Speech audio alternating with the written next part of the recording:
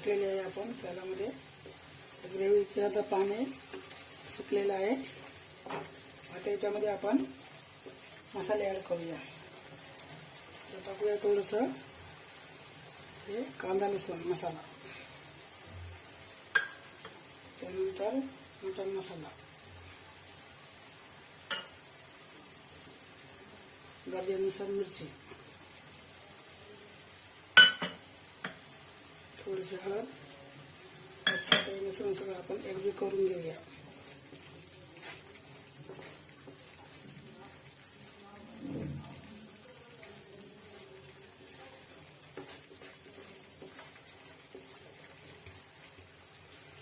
बघू शकता मित्रांनो, ग्रेव्हीला किती छान कलर आलेला आहे.